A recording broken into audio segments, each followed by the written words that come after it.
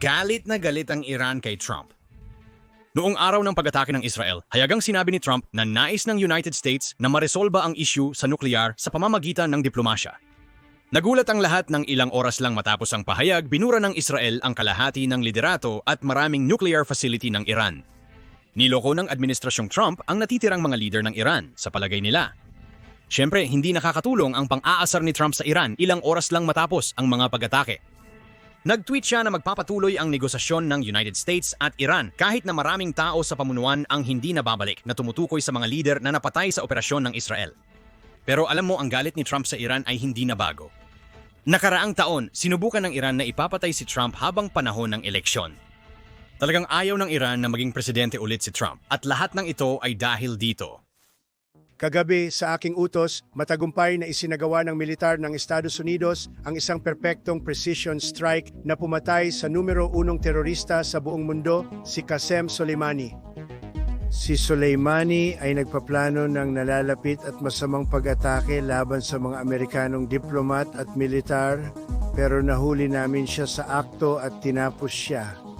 Katapos lang ng alauna ng madaling araw, oras kung kailan karamihan ay natutulog. Isang eroplano mula Syria, Jamwings Airlines, ang lumapag sa paliparan. Bumukas ang pinto at lumabas si Qasem Soleimani, isa sa pinakamakapangyarihang leader militar ng Iran. Suot niya ang karaniwan niyang madidilim na damit na halos hindi makita sa gabi. Naghihintay sa kanya si Abu Mahdi al-Muhandis, isang leader ng paramilitar sa Iraq. Nagbatian sila at, matapos ang mabilisang pag-uusap, sumakay sila sa isang convoy ng dalawang naghihintay na sasakyan, handang ihatid sila sa Green Zone. 3 United States Reaper drone ang nagmamasid mula sa itaas, armado ng Hellfire missiles. Walang kamalay-malay ang mga tao sa ibaba na minamanmanan sila ng mga drone. Sinusundan ng mga drone ang bawat galaw ng mga sasakyang umaalis mula sa paliparan. Ilang minuto pa lang, nasa daan ang convoy nang mangyari ang hindi inaasahan. 3 Hellfire na misil ang pinakawalan ng tumpak mula sa mga drone. Tulad ng inaasahan mo, wala talagang laban ang mga sasakyan. Sunod-sunod silang tinamaan at sabay-sabay sumabog sa isang malaking apoy. Pinaliwanag ng mga apoy ang gabi at mabilis na naging baluktot na bakal ang mga sasakyan. Sa isang iglap, nawala ang buhay nina Soleimani, al-Muhandis at ilan pang iba. Nakabigla sa buong mundo ang tumpak na pag-atake ng Estados Unidos. Ito ay naging kritikal at lubhang kontrobersyal na pangyayari sa makabagong kasaysayan. Ito ang naging simula ng komplikadong relasyon ng United States at Iran at ng hindi matatag na sitwasyon sa gitnang silangan. Mula noon, ilang beses nang tinangkang patayin si Trump habang sinusubukan ng Iran na ipaghihiganti ang kanilang napatay na general. Sa katunayan, may bukas na patong ang Iran sa ulo ni Trump hanggang sa kasalukuyan. Ano ang nagtulak sa matapang na pag-asasinato na ito sa ibang bansa at gaano nga ba kalakas na banta si General Qasem Soleimani sa mga interes ng United States? Sa video na ito, sasagutin natin ang mga tanong habang sinusuri kung paano at bakit pinapatay ni Trump ang pinakamataas na general ng Iran. Para malaman kung bakit mahalaga ang pagpatay kay Qasem Soleimani, kailangan nating alamin kung sino siya. Si Soleimani ay hindi basta-bastang leader militar. Isa siya sa mga pangunahing tao sa estratehiyang militar at mga operasyon sa labas ng Iran. Ipinanganak noong Marso 11, 1957 sa Kanadi Malik, isang maliit na baryo sa timog silangang lalawigan ng Kerman, Iran. Lumaki si Qasem Soleimani sa isang payak na pamumuhay. Inilaan niya ang malaking bahagi ng kabataan sa pagtulong sa pamilya sa bukid. Hinarap niya ang maraming pagsubok noong kabataan. Tumigil siya sa pag-aaral matapos ang elementarya dahil sa kakapusan ng pera. Noong siya ay 13 taong gulang pa lamang, umalis si Soleimani sa kanilang baryo at lumipat sa Kerman. Kumuha siya ng iba't ibang trabaho rito, kabilang ang pagiging construction worker para makatulong bayaran ang utang ng kanyang ama. Noong 1979, binago ng Rebolusyong Islamiko ang kalagayang pampulitika ng Iran ng malaki. Kasalukuyang higpitan ng YouTube algorithm ang mga controversial na video. Labanan po natin ito sa pamamagitan ng pag-like at pag-subscribe sa ibaba. Malaking tulong po iyon sa amin. Ang pagpapatalsik sa Shah at ang pag-angat ng Islamic Republic ay nagbigay daan para sa mga kabataang masigasig tulad ni Soleimani. Sa panahong ito ng malaking pagbabago, sumali si Soleimani sa Islamic Revolutionary Guard Corps, o Islamic Revolutionary Guard Corps, itinatag ni Ruhollah Khomeini ang matatag na grupong militar na ito para ipagtanggol ang mga ideal ng revolusyon at panatilihin ang kaayusan sa Iran. Habang lumilipas ang panahon, mabilis ang pag-angat ni Soleimani sa ranggo ng Islamic Revolutionary Guard Corps, lalo na noong digmaan ng Iran at Iraq. Nagsimula ang digmaang ito noong 1980 ng salakay ng Iraq sa pamumuno ni Saddam Hussein ang Iran. Naging mahalagang pagkakataon ang digmaan para kay Soleimani na maipakita ang kanyang husay sa pamumuno at katalinuhan sa larangan ng labanan. Bilang isang batang opisyal, pinamunuan ni Soleimani ang kanyang mga tauhan ng may tapang at matalinong pagdedesisyon, kung kaya't nakuha niya ang kanilang respeto at pagkilala. Lumaki ang kanyang reputasyon at mabilis na promote hanggang naging komandante siya ng ika-41 Serala Division. Ang unit na ito ay lumahok sa maraming mahalagang operasyon noong digmaan. Kahit na nagdulot ng malaking pagkalugi at pagkawasak sa magkabilang panig ang marahas na 8 taong digmaan, ito rin ang nagpalakas sa posisyon ni Soleimani sa Islamic Revolutionary Guard Corps at naghanda ng kanyang hinaharap na pag-angat. Matapos ang digmaan ng Iran at Iraq noong 1988, ipinagpatuloy ni Soleimani ang pagpapatatag ng kanyang karera sa Islamic Revolutionary Guard Corps. Noong huling bahagi ng dekada 90, itinalaga siya bilang pinuno ng Quds Force, ang elite na unit ng Islamic Revolutionary Guard Corps na responsable sa mga operasyon sa labas ng bansa. Ang Quds Force ang humahawak ng mga espesyal na operasyon at nangangalap ng impormasyon. Sinusuportahan din nito ang mga proxy group na may kaparehong interes ng Iran sa gitnang silangan. Sa pamumuno ni Soleimani, lumawak ang impluwensya ng Quds Force at naging mahalagang kasangkapan ito ng Iran sa kanilang patakarang panlabas. Maraming kababaihan at mga bata sa mga halimaw na iyon ang naghihintay na mailigtas mo. Malayo na ang narating mo at marami ka ng tagumpay sa tulong ng Diyos.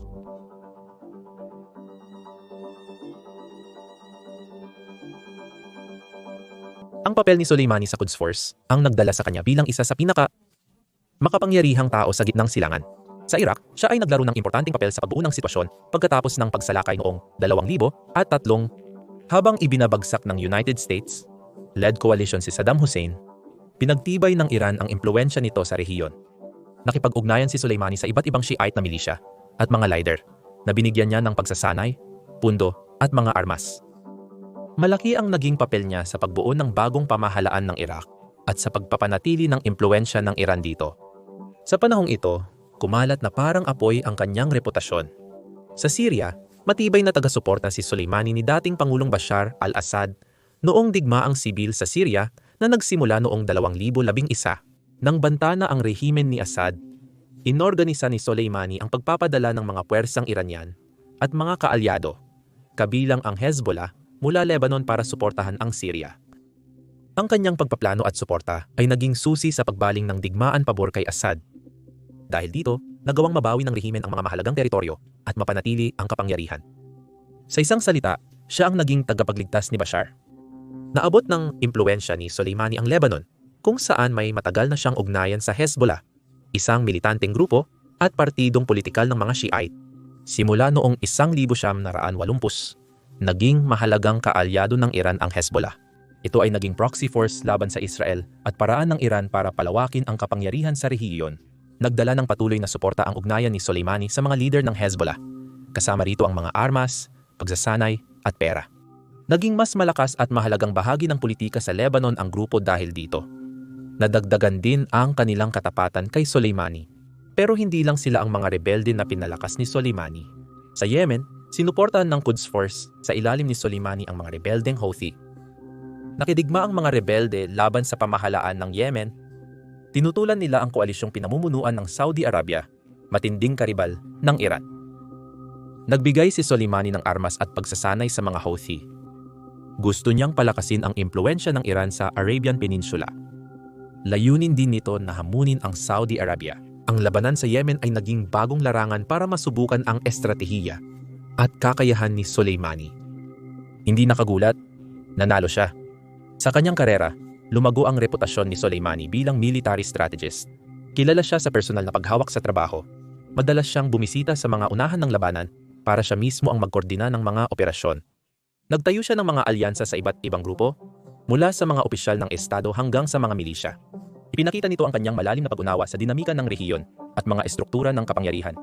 Kabilang sa kanyang mga pangunahing operasyon ang pagsuporta sa Hezbollah sa digmaan sa Lebanon noong 2000 at 6 laban sa Israel, paglahok sa Syria para kay Assad, at pagmamanobra sa Iraq laban sa impluwensya ng United States at mga ekstremistang grupong Sunni tulad ng Islamic State of Iraq and Syria.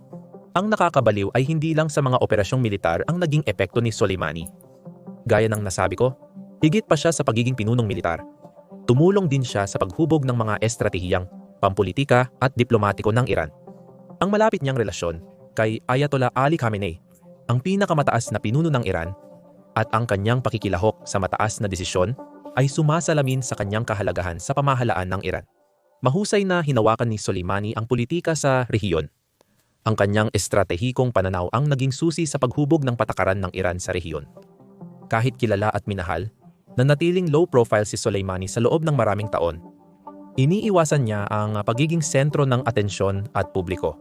Sa huling bahagi lamang ng kanyang karera, naging mas kilala ang pangalan at mukha ni Soleimani, kapwa sa loob ng Iran at sa buong mundo.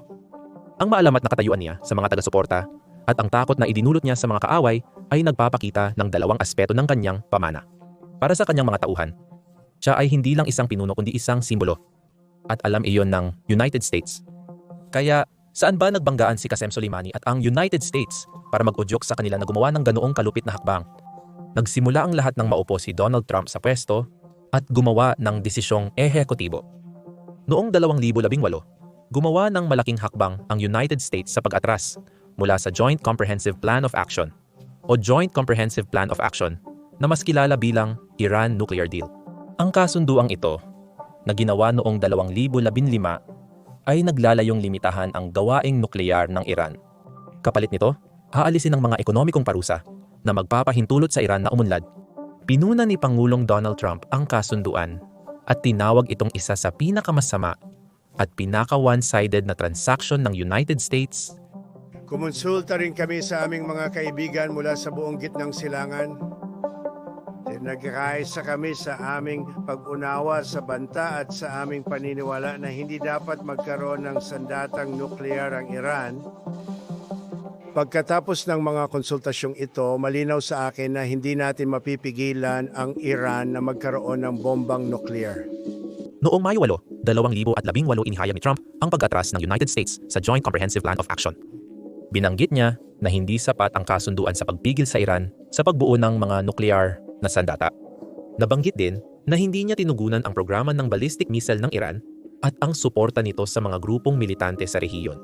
Pagkatapos ng pag-atras, muling pinatawan ng United States ang Iran ng mahihigpit na parusa. Tinarget nito ang mahahalagang sektor ng kanilang ekonomiya, kabilang ang enerhiya, transportasyon at pananalapi. Layunin ng mga parusang ito na maglagay ng matinding presyon sa Iran upang itigil ang kanilang ambisyong nuklear at mga aktibidad na nagpapagulo sa gitnang silangan. Ang muling pagpapatupad ng mga parusa ay nagdulot ng matinding epekto sa ekonomiya ng Iran. Ito ay nagresulta sa malaking pagbawas ng kanilang pag-export ng langis at nagdulot ng malawakang paghihirap sa mga mamamayang Iranian. Halos agad ang naging epekto nito. Dahil sa mga parusa, ang gross domestic product ng Iran ay tinatayang lumiit ng 4.8% noong 2018. Ang graph na ito ay perpektong naglalarawan ng agarang epekto ng mga parusa. Ang kawalan ng trabaho at mahal na pamumuhay sa Iran ay biglang tumaas. Naging pahirap ang buhay para sa karaniwang mamamayan. Tumindi ang tensyon sa pagitan ng United States at Iran noong 2019 dahil sa magkasunod na pag-atake at ganting aksyon. Noong Mayo at Hunyo ng taong iyon, ilang oil tanker ang inatake sa Gulf of Oman, isang mahalagang daanan ng langis para sa buong mundo. Inakusahan ng United States ang Iran sa paggamit ng limpet mines para sirain ang mga barko sa pag-ataking ito. Itinanggi ng Iran ang mga paratang, ngunit lumawak ang pangamba ng marami na maaring kumalat pa ang kaguluhan sa rehiyon. Noong Hunyo 2019, nagbago ang sitwasyon ng pabagsakin ng Iran ang isang United States drone na nagmamanman sa Strait of Hormuz. Iginiit ng Iran na lumabag ang drone sa kanilang himpapawid, samantalang pinatunayan ng United States na lumilipad ito sa internasyonal na himpapawid. Ang pagpapabagsak sa drone ay nagdala sa dalawang bansa sa bingit ng sagupaan ng militar Una nang nag-utos si Pangulong Trump ng ganting pag-atake laban sa mga target ng Iran. Ngunit ito ay kanyang ipinahinto sa huling sandali dahil sa pag-aalala sa posibleng pagkawala ng buhay. Ngunit malinaw na ang mga pangyayari ay papunta na sa sukdulan. Ang mga pag-atake at ganting aksyon ay nagpatuloy hanggang huling bahagi ng 2019. Noong Disyembre, 27 isang rocket attack sa K-1 Airbase sa Kirkuk, Iraq, ang pumatay sa isang Amerikanong sibilyang kontratista at nakasugat sa ilang tauhan ng United States at Iraq. Ito na ang naging mitsa. Inuugnay ng United States ang pag-atake sa Kataib Hezbollah, isang milisyang suportado ng Iran na kumikilos sa Iraq. Bilang tugon, nagsagawa ang United States ng mga airstrike sa mga posisyon ng Kataib Hezbollah sa Iraq at Syria noong Disyembre 29 na pumatay ng hindi bababa sa 25 miyembro ng milisya at marami pang nasugatan. Ang mga airstrike ng United States ay nagdulot ng marahas na reaksyon mula sa mga pro-Iranian na milisya at kanilang mga taga-suporta. Noong Disyembre 31,000 mga nagprotesta, kabilang ang mga miyembro ng Kataib Hezbollah ang sumugod sa embahada ng United States sa Baghdad. Nilusob nila ang panlabas na bakod, nagsunog at nagwasak ngunit hindi sila nakapasok sa pangunahing gusali ng embahada. Tumagal ng 2 araw ang paglusob bago pinalayas ng United States Marines at Iraqi Security Forces ang mga nagpoprotesta. Sinisi ng United States ang Iran sa pagpaplano ng pag-atake na lalo pang nagpataas ng tensyon sa pagitan ng dalawang bansa. Ang mga pangyayaring ito ang nagdulot ng malaking pagkasira ng sitwasyon sa unang bahagi ng 2020.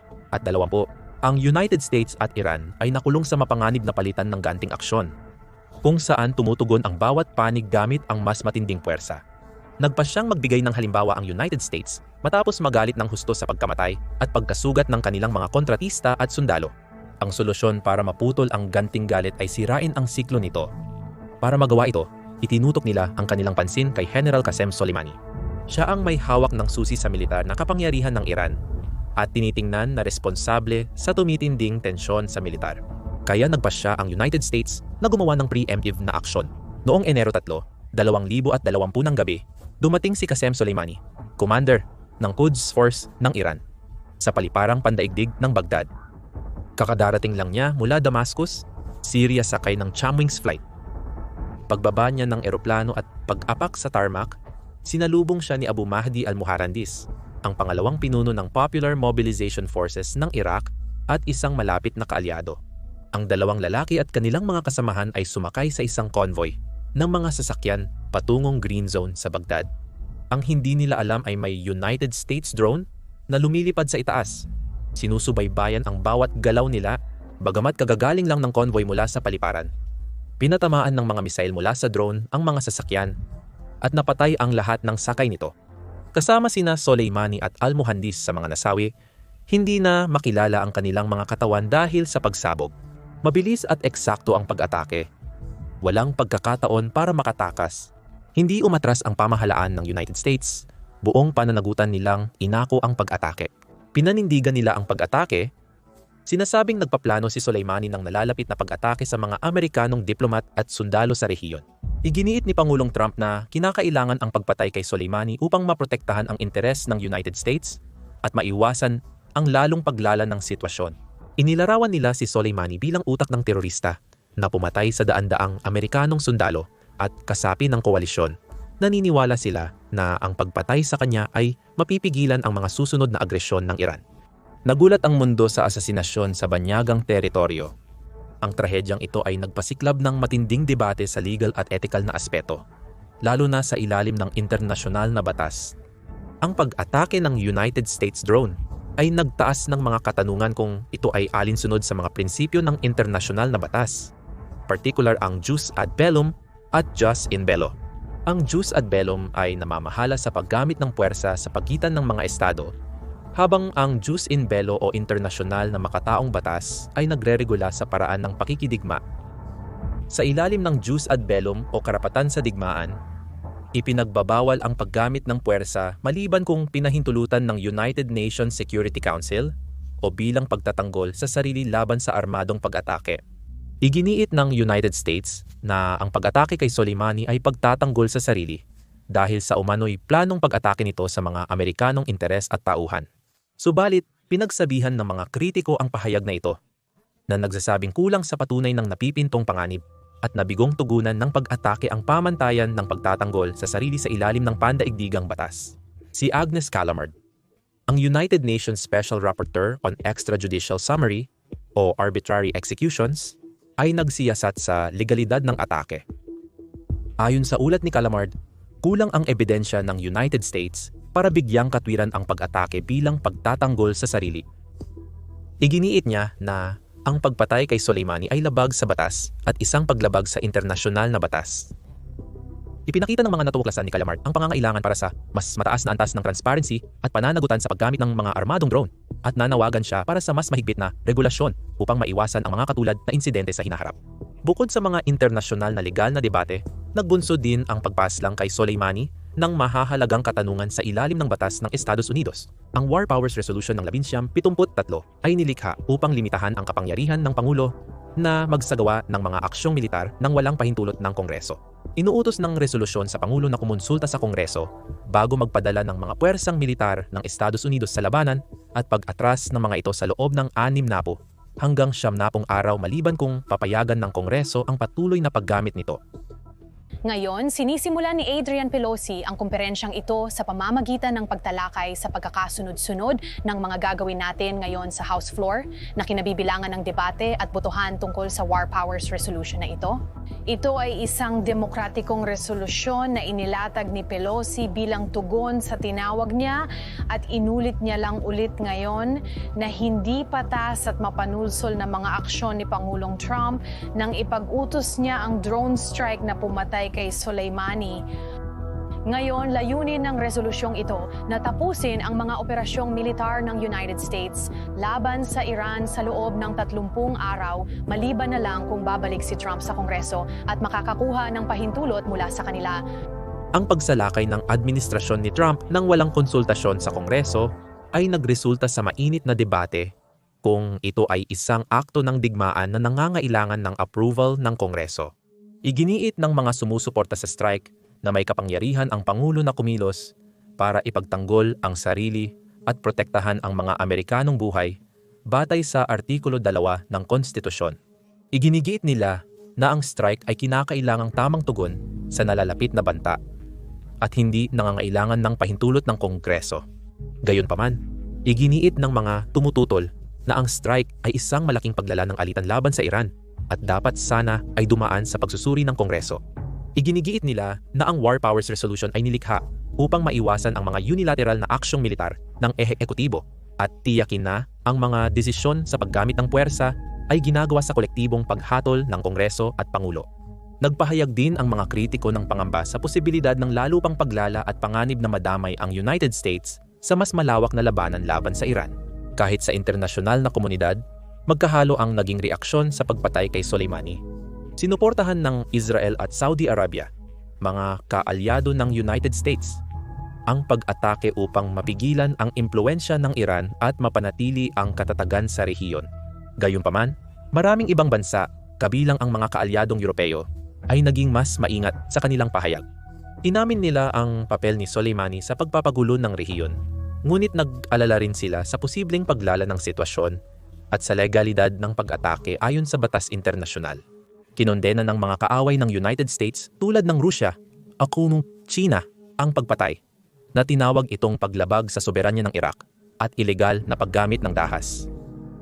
Nagbabala sila na maaring magdulot ang pag-atake ng mapanganib na paglala ng tensyon sa gitnang silangan at nanawagan sa magkabilang panig na magpigil. Sa Iran naman, puro kaguluhan ang nangyari. Agad at matindi ang naging reaksyon ng Iran sa pagpatay. Idineklara ni kataas-taasang pinunong Ayatollah Ali Khamenei ang 3 araw ng pagluluksa at nangakong maghihiganti ng matindi laban sa United States. Ang kataas-taasang pinuno ay hayagang nagluksa, malayo sa kanyang karaniwang pagkakontrol at tahimik na kilos. Ipinakita nito ang personal na ugnayan ni Soleimani sa mga batas. Nangako rin si Pangulong Hassan Rouhani ng Iran na gaganti ang Iran para sa pagpatay sa kanilang pinakamataas na general.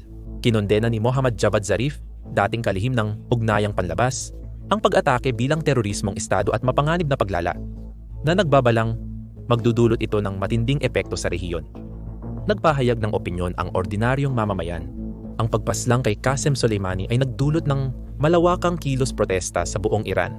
Milyon-milyong tao ang lumabas sa kalsada, nagluluksa sa pagkawala ng kanilang pinakamataas na general at humihingi ng paghihiganti laban sa United States. Makikita ito sa eksenang kuha mula sa isang helicopter. Punong-puno ng galit at dalamhati ang paligid dahil si Soleimani ay itinuturing na pambansang bayani na may mahalagang papel sa pagtatanggol ng interes ng Iran sa rehiyon. Siya ay sumisimbolo sa matinding lakas ng Iran sa kabila ng presyon mula sa United States. Ang kanyang pagkamatay ang nagbunsod upang ituring siyang martir ng mga tao. Bilang tugon sa pagpatay kay Soleimani, naglunsad ang Iran ng missile attack sa mga base ng United States sa Iraq noong Enero 8, 2020. Ang misyon na Martyr Soleimani ay nagpaputok ng higit sa 100 ballistic missile sa Al-Assad Air Base at isa pang base sa Erbil. Ang pag-atake ay isang malinaw na mensahe ng pagganti na layuning ipakita ang kakayahan ng Iran na gumanti laban sa mga puwersa ng United States sa rehiyon. Nagdulot ng malaking pinsala ang mga misil sa mga base, winasak ang mga infrastruktura at kagamitan. Bagamat walang agarang naiulat na nasawi, mahigit 100 United States service members ang na-diagnose na may traumatic brain injuries dahil sa mga pagsabog. Hindi sapat ang mga missile, gayunpaman. Hindi nagtagal at gumawa ng matapang na hakbang si Ahmad Hamza, isang mambabatas ng Iran. Noong ika-21 ng Enero, 2020, inanunsyo niya ang $3 milyong na pabuya para sa ulo ni Pangulong Donald Trump. Ginawa ni Hamza ang pahayag na ito sa isang sesyon ng parlamento ng Iran. Malinaw nitong ipinakita kung gaano kataas ang emosyon sa Iran.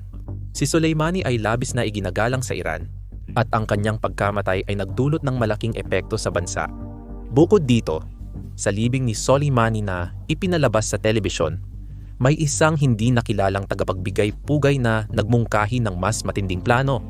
Iminungkahi niya na ang 80 milyong mamamayan ng Iran ay mag-ambag ng tig-$1 upang makalikom ng 80 milyon bilang pabuya para sa pagpaslang kay Trump. Ang mungkahing ito ay sinuportahan ng publiko na nagpapakita ng galit at pagnanais ng paghihiganti ng maraming Iranian. Gayunpaman, ang ideyang ito ay walang opisyal na suporta mula sa pamahalaan ng Iran. Ang mga anunsyong ito ay bahagi ng malawak na bugso ng galit at panawagan para sa paghihiganti na kumalat sa Iran matapos mamatay si Soleimani. Ang bansa ay nasa estado ng pagluluksa at matinding galit at ang mga gantimpalang ito ay nagpakita ng lalim ng poot laban kay Trump at sa Estados Unidos. Hanggang ngayon, hindi pa rin nawawala ang galit na ito. Para ipaliwanag ang tindi ng poot na ito, lumihis muna tayo sa ating timeline at tumalon sa taong 2024. Noong nakaraang taon, ilang beses na tinangkang patayin si Trump. Noong Hulyo 2024, sa isang campaign rally sa Butler, Pennsylvania, tinamaan si Trump sa tainga ng isang sniper. Ang salarin, si Thomas Crooks, ay napatay ng mga ahente ng Secret Service sa lugar ng insidente. Bagamat kaduda-duda ang kanyang ugnayan sa Iran, mas malinaw ang sumunod na tangkang pagpaslang na ito. Pagkalipas lamang ng 2 buwan noong Setyembre 2024, muling tinangkang paslangin si Trump sa kanyang golf club sa West Palm Beach, Florida. Natagpuang may dalang maraming cellphone at mga banyagang app ang suspect na si Ryan Ruth na nagpahiwatig ng internasyonal na pagkakasangkot.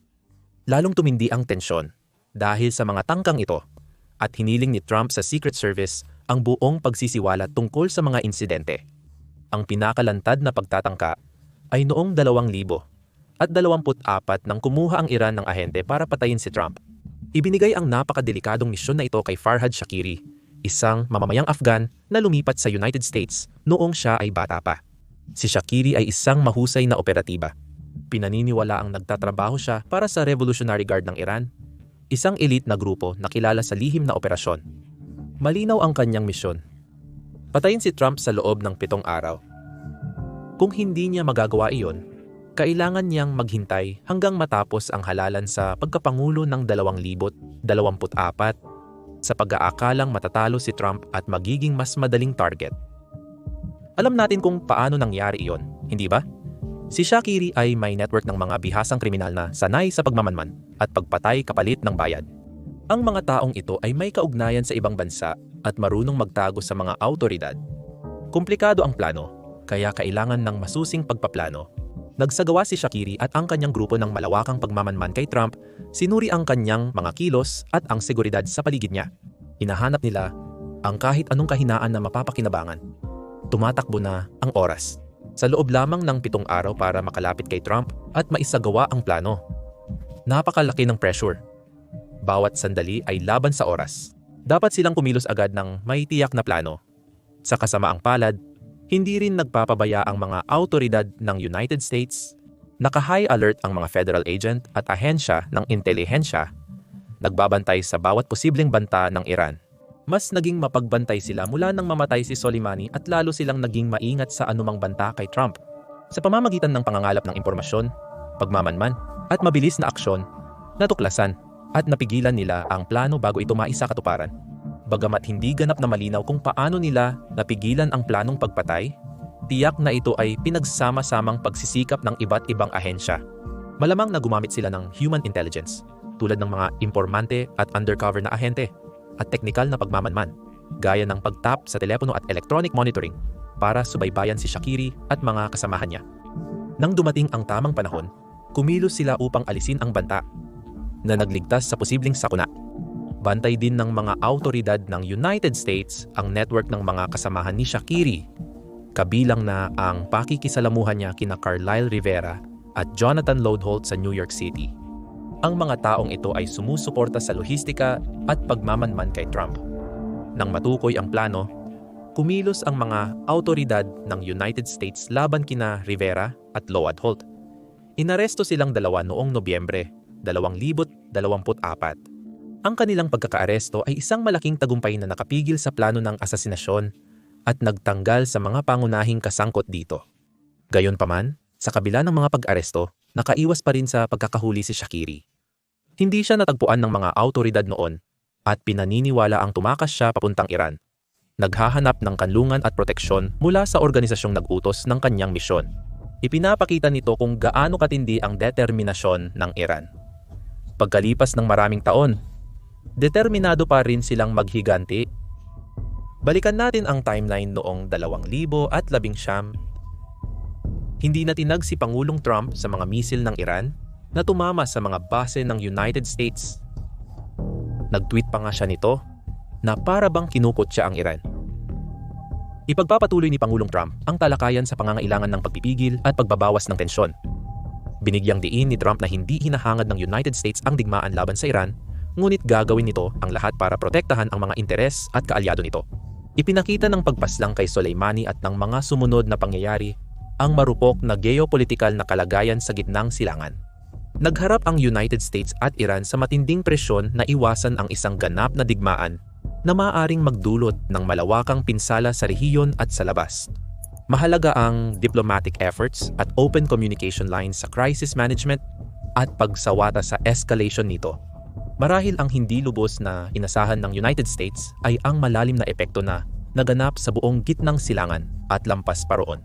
Ang pamana ni Soleimani sa Iran ay naging sentrong punto ng pambansang pagkakaisa at pagmamalaki. Sa kabila ng mga panloob na pagkakahati ng bansa, ang kanyang pagkamatay ay nagbuklod sa iba't ibang mga paksyon, mula sa mga reformista hanggang sa mga mahigpit ang paninindigan. Nagbahagi sila ng damdamin ng pagluluksa at galit. Si Soleimani ay tiningnan bilang isang pambansang bayani na nagdepensa sa mga interes ng Iran at lumaban sa mga kaaway nito.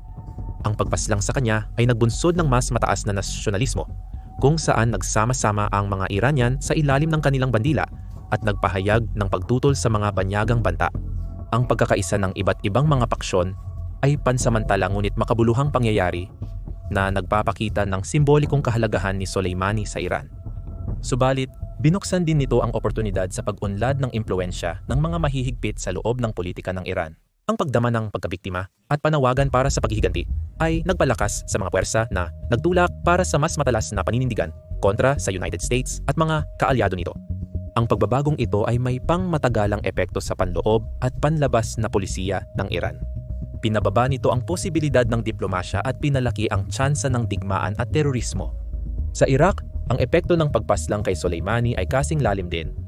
Nagpasa ang Parlamento ng Iraq ng resolusyon na nananawagan sa pag-alis ng lahat ng dayuhang tropa mula sa bansa, na sumasalamin sa lumalalim na sentimyentong kontra-Amerikano sa mga lider at mamamayan ng Iraq. Matagal nang naging problema sa Iraq ang presensya ng mga dayuhang tropa at lalo pang pinalala ng pagpatay kay Soleimani at Abu Mahdi al-Muhandis ang mga damdaming ito. Maraming Iraqi ang tiningnan ang pag-atake bilang paglabag sa kanilang soberanya at isang hindi katanggap-tanggap na paglala ng panghihimasok ng mga dayuhan sa kanilang bansa. Nakita ng mga milisyang suportado ng Iran ang resolusyon ng parlamento bilang pagkakataon para isulong ang sarili nilang agenda. Nagsimula silang magpakitang gilas, pinipilit ang pamahalaan ng Iraq na ipatupad ang resolusyon. Napilitan ang pamahalaan ng Iraq na magdesisyon kung papanig sila sa milisya o sa Estados Unidos. Samantala, ang militar ng Estados Unidos ay humaharap sa lumalalang galit mula sa publiko ng Iraq. Hindi na kanais-nais ang presensya nito, kaya mas naging mahirap para sa kanila na isagawa ang kanilang misyon laban sa mga ekstremistang grupo tulad ng Islamic State of Iraq and Syria. Pagkatapos, nagbukas ito ng panibagong problema na tatalakayin natin sa isa pang video. Ang pagpaslang kay Soleimani ay may malawakang epekto sa rehiyon at sa buong mundo. Nag-alala ang marami na maaring humantong ang mga proxy conflict sa direktang digmaan. Sa mahabang panahon, pinalawak ng Iran ang impluwensya nito sa gitnang silangan sa pamamagitan ng pagsuporta sa mga proxy na grupo. Kabilang dito ang Hezbollah sa Lebanon, mga milisya sa Iraq, at Houthi sa Yemen. Ang pagpatay kay Soleimani, pangunahing tagapag-ayos ng mga alyansang ito, nagbunsod ng banta ng paghihiganti. Ang pagganting ito ay maaaring gawin laban sa mga interes at kaalyado ng United States sa rehiyon. Ang asasinasyon ay may malawak na epekto sa Joint Comprehensive Plan of Action at mga pagsisikap sa hindi pagpapalaganap ng armas. Ang pag-atras ng United States sa Joint Comprehensive Plan of Action noong 2018 ay nagpataas ng tensyon sa Iran. Ang pagpaslang kay Soleimani ay nagpahina pa sa mga natitirang posibilidad para sa diplomasiyang pag-uusap. Ang tugon ng Iran sa pagpaslang ay kinabibilangan ng mga hakbang upang bawasan ang pagsunod nito sa Joint Comprehensive Plan of Action, muling pagsisimula ng uranium enrichment activities, at paglapit sa posibleng pagbuo ng mga sandatang nuclear. Lalong lumala ang sitwasyon na wala na ang pag-asa na makabalik pa. Ang pagbagsak ng Joint Comprehensive Plan of Action at posibleng pagkakaroon ng Iran ng sandatang nuklear ay nakaapekto ng malaki sa pandaigdigang pagsisikap laban sa paglaganap ng nuklear na armas. Ang pagpatay kay Soleimani ay nagpakita ng mga hamon sa pagpapanatili at pagpapatupad ng mga kasunduan laban sa pagkalat ng sandatang nuklear sa gitna ng tumitinding tensyon at kawalang tiwala.